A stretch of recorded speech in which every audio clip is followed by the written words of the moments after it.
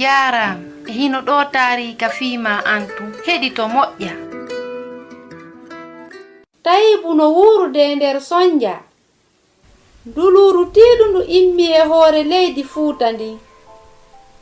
E nder ndin leydi ndi moƴƴa, nduluru hulɓiniindu bonni kore maako. Tawi foofaango o ñanneejo wi'eteeɗo Umar lanni taƴude. Fewndo ko ñawndaynoka hoore fello e nder niɓe wonduɗe e ndiyam saaƴayɗan ɗan. Parñitte ɗen jalbini ko niɓɓiti kon. O anditi malaaɗo ka hoore fetere. Mi waraymo kanko addi ɗum fof ɓay himo yewtude sowno kala fi annabi Isa ruhuji ɗi no yottade e feewaɗugol parñitte ɗen. Mi waraymo yimɓe ɓe fof sikka o yanu ka hoore pete. Wondude e miijoji ittugol hoore iwɗi ka nder ɓernde makko. O wi'eteeɗo Umar no yaha ka dow. Tunde wootere o yani e nder ngayka janɗuka. Koyngal makko ngal ɓoyli. O wawata jokkitaade laawol ngol. Faabe, faabe! Ɗum e tawde parñitte waɗi. Malaaɗo heɗino ko sonki kon Faabo. O andano ko fii honɗum ñanneejo on jokkanimo. Wallelan miɗo faala salmingol jiwo an afon ka hoore fello. Umar ko fenowo moolanaɗo, kono kanko malaaɗo o wallitike no woniri wo.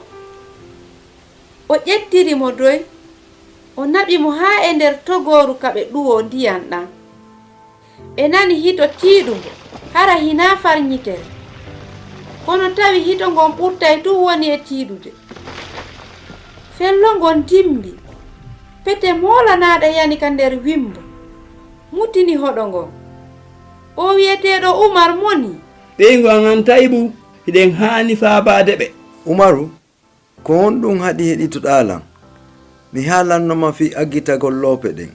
Si ɓeygu ma e jiwo ma on lutti, haray ko an woni sabu maɓɓe. E nder ko o wi'eteeɗo malaaɗo wallitiimo dankikon, Umar daasi haa hewti ka suudu makko. O fuɗɗi jasirde wa kulli ka nder loope. On say o darti. Ɓeygu am maayi kono ndaari to goɗɗum no memminaade yo ayo Tayibu. O sortii jiwo makko on e nder ko hiɓɓondiri kon. O yaltinimo. Tayibu mo an. Isa joomiraaɗo wallito men naɓan saaba ɓen ñaamete e lekki ko ɓe huutora. Annabi Isa jaabii toraare malaaɗo nde. E nder ko raɓɓiɗi ballal heɓi. Kanko Tayibu o ƴawnaaka nder awiyon labutaane missionnaire ɓen. Ananoyay ko heɓima kon ka taarika hikkotooɗo.